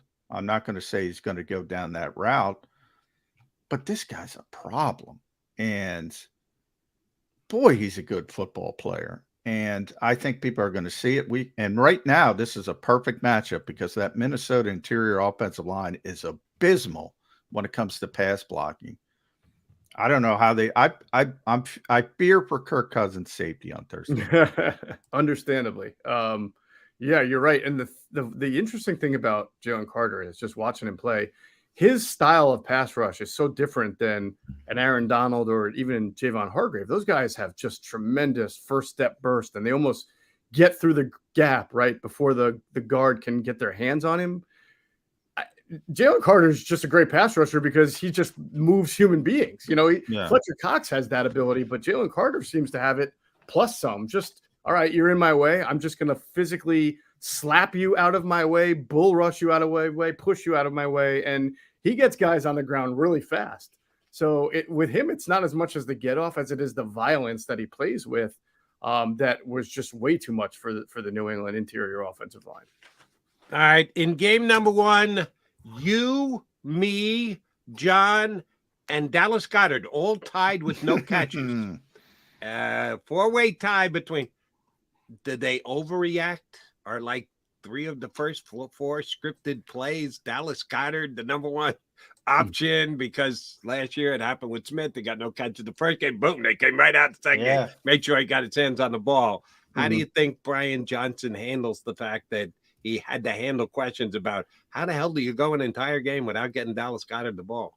Yeah, and I'm sort of more perplexed by how you went that game without getting DeAndre Swift more involved, which they've also talked about. I would expect both of those guys to be intentionally written into the game plan, especially. I don't know if it's the first 15, but Dallas Goedert was such a great screen weapon for them last year, and their screen game wasn't so great week 1. So usually you want to take advantage of an aggressive defense, and the Vikings last year were not an aggressive defense. They were a 2-shell defense, Ed Donashell led. And now that they are a Brian, I got nightmares on that. Now they got Brian, but this is the DC that Eagles fans would want. Oh, Brian, he's going to come after him. He's going to he's going to pressure. He's going to blitz. He's going to do this, that, and the other, and that sometimes does lend itself to some screens, misdirection type plays. So I would think DeAndre Swift and Dallas Goedert will factor into the game plan this week. All right, Chap, I got to run this by you because I'm taking a lot of heat for this, but to me, it seems obvious that the Eagles don't spend money at linebacker. They don't spend money at running back, and magically, they're not very good at linebacker, and they're not very good at running back. I really think it's as simple as that. I think people get it at linebacker, although, there's still hope for Nakobe Dean when he comes back. I thought he played well, certainly in run defense in week 1. Struggled in pass coverage a little bit, but I thought overall it was a nice first effort. Durability has to be a concern, even more so now. But running back, I think everybody thinks they have a really good group. And I don't think they have a really good group. I don't. I think it's a weak group if you look at it compared to the rest of the league. And you're being honest, and you don't have that offensive line and that quarterback, probably bottom 5 group in the NFL. Am I off base? Yeah, I'm not with you there yet. Bottom 5. I mean, the Colts right now without well, they're bottom 5, but they're top 5. I don't know because I feel like I feel like they've got. I understand your point in that they don't have a guy that individually should scare you a whole lot because Rashad Penny hasn't stayed healthy. DeAndre Swift hasn't stayed healthy, but when healthy and in a rotation, DeAndre Swift is a guy who has scared defensive coordinators in the past, and Rashad Penny has scared defensive coordinators in the past. I think where I maybe align with you is that they must feel like they see something in Kenneth Gainwell that most of us haven't yet seen. He's a nice player. He's done a good job in short yardage situations, which is not what they thought he would be coming out of college, where he caught a lot of passes. He's a weird player. He's not a guy that small to be explosive and shifty, and he's the opposite. Like, he's better between the tackles. He's got a knack for running down by the goal line. It's kind of a weird player. It is very weird. And what you said is absolutely true. He's almost become the player that no one expected him to be. And that's a nice story of development, but at the end of the day, he himself is a guy. He's a running back in a league full of fungible running backs. I don't understand why you kept Rashad Penny on your 53 if you didn't plan on using him. I said the same thing. If you weren't going to dress him, why is he here? Yeah, and I don't understand why you have DeAndre Swift and you're preserving him for a certain role and then don't really put him out there that much in the role. So, do I think they have talent? Yes. I think when, a coach's job is to put a player in a position to succeed. I think individually these guys can be put in a position where they can be a good part of this offense. Maybe you're right. Maybe I'm overestimating it based on what they've done in prior places in shorter stints. But with this offensive line and with this quarterback's ability to run, their strength should be capitalized on. So, I'm in a holding pattern here. I'm not with you totally yet on they're not that good, but we'll see. Maybe by 5 or 6 weeks, I'll be on that train. I know that they're two completely different things, but oftentimes they bleed into one another. if you're in a 15-team fantasy league, no Eagle running back is being drafted. There's not one. You would think at least one of the lead guys got to be Kenny Gainwell, still not being drafted. I don't think even after being proven as RB1 for 1 week, I don't know that anybody would take him. I know fantasy football is in regulation football, but there are a lot of similarities. All right. Last question for me, Motion. I know you and John both have to run because Sirianni's coming up with his virtual thing in 10 minutes. If you've given this enough thought, the one thing, Eagles win 25-20. Take it. It's tough to get wins in the NFL, all that stuff. So they won, but not as pleasing to the eye, not as dominant as they were last year. The one thing about the Eagle game that didn't show up well on paper, where you go, week 1, stop it. I'm not even worried about it. And the one thing that you did take out of week 1, where you go, yeah, that was not good. They need to improve on that really quickly, like this week against the Vikings. What was the one thing you're going to give them a pass for? What's the one thing that you do have some legit concern for off their 25-20 less than stellar win over the Pats? Okay. I suppose I will give them a pass for not being as good on the outsides in protection, Lane Johnson and Jordan Mailata, as we've expected, because history says that they're pretty good. And again, they were going up against an underrated group week 1, did some funny things on defense. So I would expect them to be better going forward. And my concern is sort of what it was going into the year. And that's, I don't understand how you keep just 3 inside cover or off ball linebackers on your active game day roster. You lost your best one in the Kobe Dean. And the concern that you should have is that they've got a lot of new pieces on the back end of their defense, and they're still not sure where these pieces fit, how they work, whether it's a Justin Evans or a Zach Cunningham or Terrell Edmonds, Sidney Brown. I mean, from linebacker to safety, they're just throwing guys in and out on the field. And I don't think there's a lot of confidence that they're going to be as good as they were as the personnel that they had last year that practiced together, had all summer together, didn't have to rotate in and out as much. Watch out for Rashawn. Don't call me Byron Evans. It could be the next coming of Byron Tampa Evans. Bay. Yeah, Tampa Bay. Forget, obviously, it's a short week. At Jeff P. Mosher, you can follow Jeff on X, Twitter, whatever you want to call it, InsideTheBirds.com. Does a tremendous job with Adam Kaplan. And our buddy Andrew DeCheco, the champ, by the way. Congratulations to the ITB family, 53-man roster champ. But I'm coming for him next year. Tell him. As I said, short week, you can't make many changes. So it's going to be Christian Ellis. It's going to be Zach Cunningham at linebacker. But then you have the mini bye. So if I had to pin you down, Jeff, and say, who's going to be the linebackers in Tampa, who would you say? I think they're going to be situational, John. I mean, I think that they're learning that if they're going to continue to play 4-2 fronts, then Zach and nickel and Zach Cunningham's on the field, teams are going to try to, pass on them on first and second down like the Patriots did. So I don't know. I mean, Rashawn Evans was a guy who was on the street. So it's not like I think he's going to come in and make a world of a difference, just like Zach Cunningham was a guy on the street. Big name trap, though. 170 tackles, first round pick. Everybody's excited. Why is he unemployed on September 12th? Like when the first round pick doesn't get another contract with the same team, then he didn't live up to it. So exactly. Yeah, it wouldn't surprise me if you saw Evans in there, but I mean, I'm not sure that the outcome is going to be that much better. We shall see. Got to get through the Vikings first, then we'll get the Bucs next week. We always enjoy getting together with you, Jeff Motion. Thank you very much. And oh, by the way, thanks for putting a shirt on. He texted me before the show. I said, did you get the link? He goes, yeah, but I'm not going to wear any clothes. So do appreciate him putting the shirt on. Morning shower. for his appearance here on Birds 365. Thanks, Mosh. You got it, brother. Jeff Mosher, InsideTheBirds.com. All right, Johnny Mac, no, you got to run. You think Sirianni gives you here's a prediction we'd love to get on the record. What is the most interesting thing that Sirianni's going to say? Are you going to give you anything? Is his wardrobe choice going to be the most interesting thing about Sirianni today? What are you going to get? I think you're going to get a let's see, you had a Fletch shirt on last time, I think. Maybe we'll get a I don't think Reed has a shirt yet. I think it'll be a player shirt. As far as what he gives us, a lot of platitudes about Brian Flores' defense right before they put up 40 spot. Let's hope for a 40 spot on Thursday night. All right, J-Mac, appreciate it. You and I again tomorrow, right? Yeah. Game day. And game day mañana. We're going to get, I know we're going to have. Yeah, I got to try to get Kratz for. Game day Kratz. Yeah.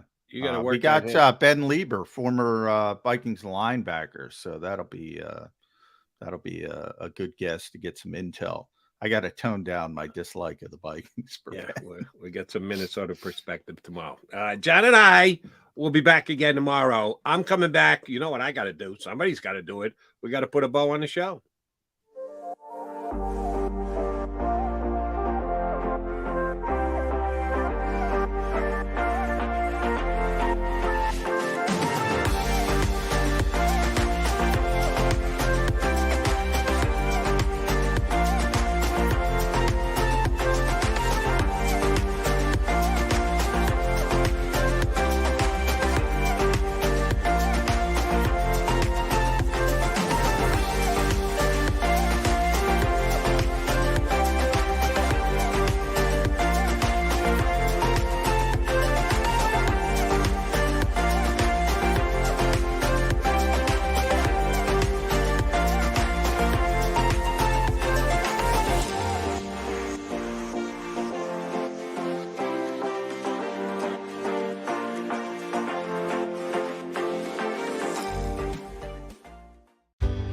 Go passionately.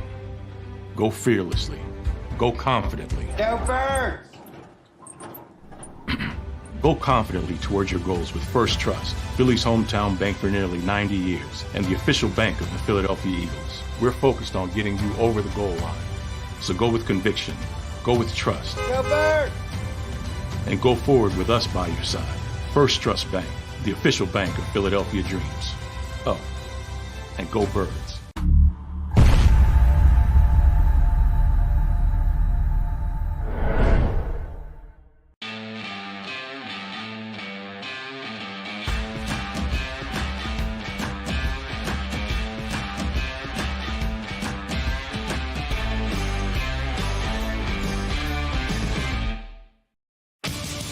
The greatest fans on earth. It's a bold statement, but would you expect anything less from Philadelphia? 58 years of heartache creates a toughness, a grit, a resolve not found in most. Sure, our prayers were answered, but now that we've had a taste, we're looking for more. Pondley Hockey, official partner of the Philadelphia Eagles. Go to get your game on. Go for the beers. Go for the cheers. Go for the hit and the hits.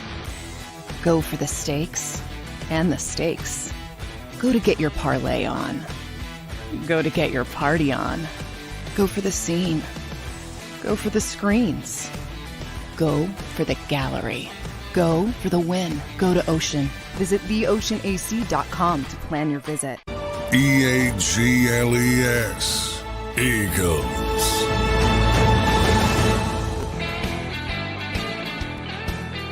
Johnny Mac back to wrap up this session of Birds 365. Johnny Mac had to get in and hop on the media availability for Coach Nick Sirianni. I think he's dead on right. I don't think Sirianni's going to give you much of anything. Tip his hand. He plays his cards very close to the vest and thinks there's a competitive advantage to it. I can't say he's wrong. I just think he overemphasizes it. So I don't think you're going to get anything from Sirianni. Here's the thing that you need to find out before you come back here to Birds 365 tomorrow. The most important Eagle news between now and tomorrow morning, day of game against the Vikings. The media will not be allowed in today's practice because it isn't a practice. It's only a walkthrough, and there's no media when there's a walkthrough. So you have to take the Eagles at their word when they release their information on injuries as to who did or didn't participate. Estimates, not hard and fast rules. the Eagles have two guys who haven't practiced yet this week. And when I say practice, walkthroughs, not massive practices, but practice. Kenny Gainwell, who last week was RB1, to the surprise of most of us, a little bit more of a dominant touch-the-ball guy than we thought we were going to get from the Eagle running backs. And he was okay. He wasn't great. He wasn't bad. He was okay for week one for me. That's just my evaluation of Kenny Gainwell's performance in game one. If Gainwell can't go, we expect Penny to be active and Swift to become the number one guy. And I may be wrong about that. Shoot, I didn't see Gainwell coming out with the dominant number of touches in week one. So why would you listen to me on how they're going to incorporate their backs? But my guess would be if no Gainwell, then Swift becomes the main running back. Boston Scott gets his Boston Scott touches, and they actually get Rashad Penny active, but I don't know how much he'll be actually toting the football. No, scariest of all is Reed Blankenship, who has not taken part in either of two walkthroughs so far. And he's come a long way in a very short period of time. He is the Eagles' safety. He is the unquestioned guy. He is the number one on the field, every play of the game guy. You take him out, and that's a loss. I know we're talking about an undrafted free agent who filled in capably last year for CJGJ and has become the main cog. And, oh, by the way, I think probably if he's a go, will be the green dot guy. I think they'll give him the dot in replace of Nakobe Dean for the guy calling the plays on the field. If he's out, that's a pretty damn big loss. So we should get an added piece of information to the puzzle today. And then again, he might not practice and then play tomorrow. You never know with these things, but you do like to have the information. I hope that both at least limited participation is what we get out of Kenny Gainwell and Reed Blankenship today. We will find out what that is during the afternoon. Then we'll be here to talk about it tomorrow. Yes, we'll get a perspective on the Minnesota Vikings leading into the game and also give you an Eagle guest. We need you right back here on Birds 365 tomorrow.